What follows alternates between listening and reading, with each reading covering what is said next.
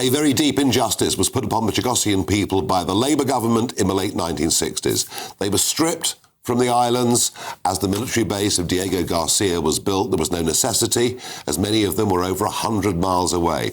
They were dumped in Mauritius, treated absolutely appallingly. Most of them fled to this country, and they've been praying to go back to their homeland. Extraordinarily, yesterday, 4 Chagossians landed back on the atoll of Peris Banos. And we, as an exclusive tonight, are going straight to that atoll right now to be joined by Adam Holloway, former Conservative Member of Parliament and Army veteran, and by Ms. Lee Mandarin, who of course has been a regular on this show, who is now the First Minister of Chagos, no longer in exile, but actually there, back, and with his father, who was removed from those islands at the age of 14. I'm going to begin with Adam Holloway, who I'm going to call the expedition leader. Adam, this was a very audacious plan. What is the situation right now? The situation right now is I came back to the ship and I can't get back to the beach, which is only sort of 200 meters away. The sea is too rough. But the situation here is that we have established in the last 6 hours a permanent settlement, and the plan is for Miss Lee to be joined by other people in the coming weeks, and we're going to make this something that Keir Starmer's government cannot deny. The people of Chagos have come back, and this is going to be something that I hope is a change of fact, something that will mean that the whole geometry, if you like, of this situation changes.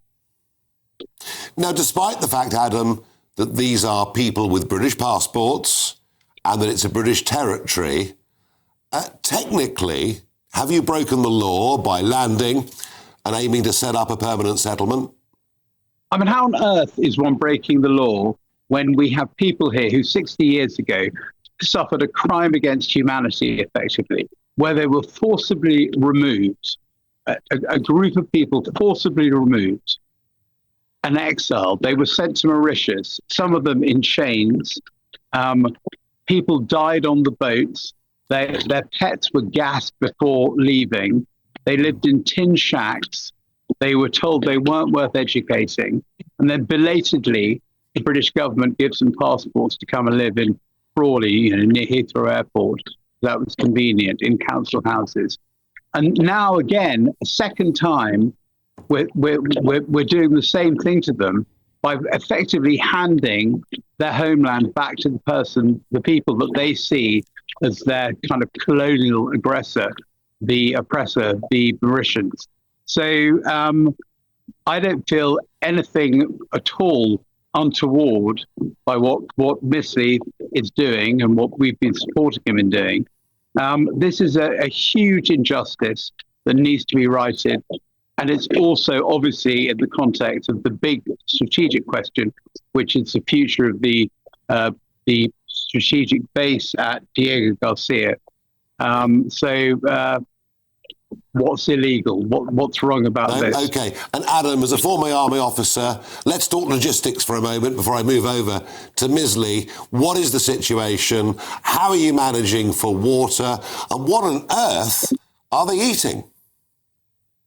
So, we've just done a sort of pretty unprecedented infiltration, in the sense we've moved from Asia via Sri Lanka with a very long crossing right across the Indian Ocean to get here, basically because I wanted to make sure that we did it in the most covert way we possibly can, and that plan has obviously succeeded.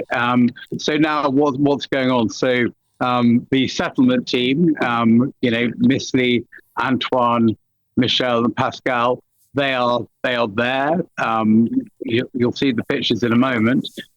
We've got, this has been 4 months in the preparation, so the settlement is well supplied in every respect: power, food, water, and medicines. Actually, water not so much. So one of our big tasks for tomorrow, there are 6 wells on this island. We've only found one. We need to find the other ones. because obviously life cannot be sustained here unless we sort the wells. But basically, we are in good shape. We've kind of done our bit. Our bit is about changing the facts on the ground, the reality on the ground, having people hear what people like you have to do and the lawyers have to do is we've got to change that change in fact, change in ground reality into changes in terms of parliamentary stuff and at the UN. So it's a big challenge, but we've at least achieved this first bit of it. It's an extraordinary story. And Misley, as I can now call you, the First Minister of Chagos and friend of this programme and regular in this studio, I must, before we go on, ask you, your father is with you. He's in his 70s. He was 14 years old when he was forcibly removed from what I know many of that generation believed to be quite a paradise. How on earth was it emotionally for him stepping back on that beach? So thank you for having me, Nigel, and your GB News viewer. It's always a pleasure. And your help and GB News been fundamental help to show our struggle. My father, he just said to me, he felt liberated after half a century. He was crying and he said he can see something he's been doing wrong in the past is doing right now by stepping back on the island and stay on the island, not visiting a permanent settlement. So my dad is very, very emotional right now, but he said to me he felt liberated. Amazing. And Misley, I know it's been your dream, and you've talked about it before on this show and on this channel, but you've got there. And Adam's clearly done a phenomenal job logistically in getting all this sorted out. But goodness me, you've got a place that's not been inhabited for over half a century. As Adam said, you can't even find all the wells because the vegetation has grown so much. I mean, what you have taken on here is a very, very difficult task. Are you ready for the months of hard work that are going to come to make this genuinely habitable?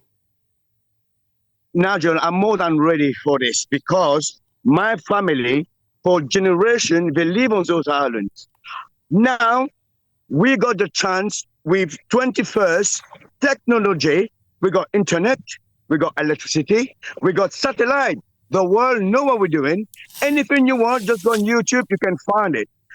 Like Adam said, our priority is finding water tomorrow. And we know we got 6 wells there where we're going to find it. But we are determined to stay. We're not going anywhere.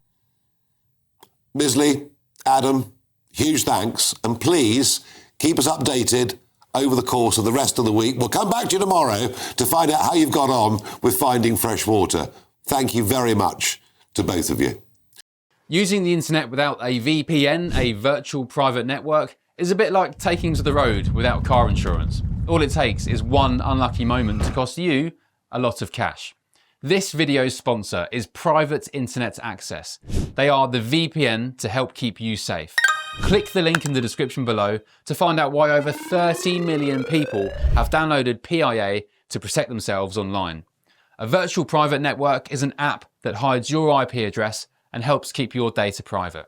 When you're browsing the internet at home, you give up a large amount of data to businesses, to shops, and indeed to social media giants too. Hackers have the ability to steal your personal data with ease, including sensitive information such as passwords, keystrokes, and even your personal photos. Private Internet Access helps protect your personal data by encrypting your internet connection to keep your data out of the hands of cyber criminals. And it's not just hackers either to be concerned about. Information can be censored too. When Canada passed their C-18 bill, social media giants decided to ban news content on their platforms. But PIA can protect your ability to consume the news and content you love. Private Internet Access is available for Windows users, Mac OS, Android, Linux, iOS, and you can use one PIA subscription to protect an unlimited amount of devices. And we've got a huge GB News discount for you too. Click the link in this video's description and you'll get a massive 83% off PIA. That's under £2 a month, the price of a coffee. and you'll get an extra 4 months completely free on top. Also, there's a 30-day money-back guarantee too. Visit piavpn.com/GB News to start protecting yourself digitally today. Now, we do actually have a clip we can show you of the landing when it happened earlier on today.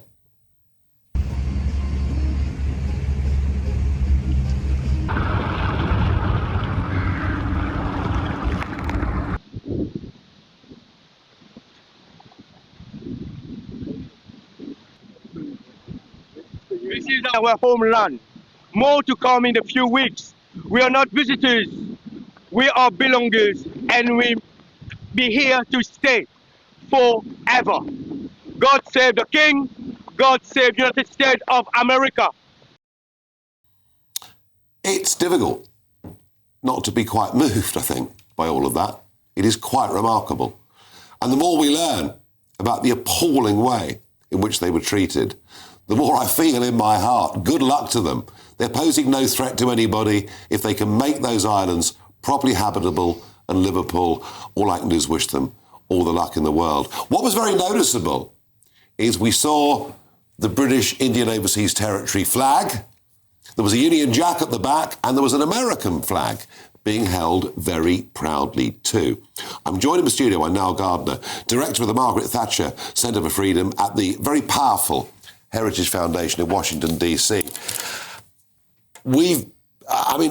David Lammy said a year ago that if the Americans vetoed this, it would end. We saw Trump saying it's absolutely stupid, unnecessary. Then he sort of rode back a little bit, not too much, the other way. I wonder, in America, whether this story of an indigenous people reclaiming their homeland might have some impact. I think it will, Nigel, and it's great to see you. And what a glorious moment that we just witnessed, actually. A tremendous moment, I think, in British history. And I think this will move the heart of many Americans on this issue. We saw the American flag there being planted also on the Chagos Islands, and a tremendous, glorious moment. In my view, we can still see a last-minute US intervention against the Chagos surrender deal. This is the worst deal, I think, in modern British history. It's a betrayal of the British people, but also a knife in the back for the United States as well. Yes, because it leaves them in a very awkward position. But what's also interesting is the Chagossians were never, ever asked about this. Exactly. Betrayed for a second time by a Labour government, effectively. Yeah, they've been thrown under the bus by Keir Starmer and this awful Labour government, frankly, which cares nothing about their future at all. And I do believe that the United States, at the end of the day, will do the right thing and sink this deal and send it to the bottom of the Indian Ocean where it belongs. I do believe that. Jonathan Powell, big man in Blair's government, big man now in Starmer's government. He literally went round America telling all the senior officials, we have no option. Under international law, we have to give away the islands. This lease back is the least bad option. Yes. It just wasn't true, was it? Yeah, full of lies, actually. And the whole Chagos surrender deal campaign by the Keir Starmer government has been a massive deception, actually. And they have told lie after lie to the Trump administration, previously, of course, also to the Biden administration as well. Yeah. And I do think, having spoken to several key US officials in the last few days, this is very much a live issue in Washington. And there is growing unease over this deal. I think that ultimately President Trump will intervene again on this issue and decisively act against the deal because it is fundamentally dangerous for US national security. It threatens the long-term future, of course. Well, and China, of course, very well embedded in Mauritius. Huawei do the telecommunications system. There's a smart city. Well, Niall, I hope they do. And thank you for joining us on the show. My pleasure. Thank you.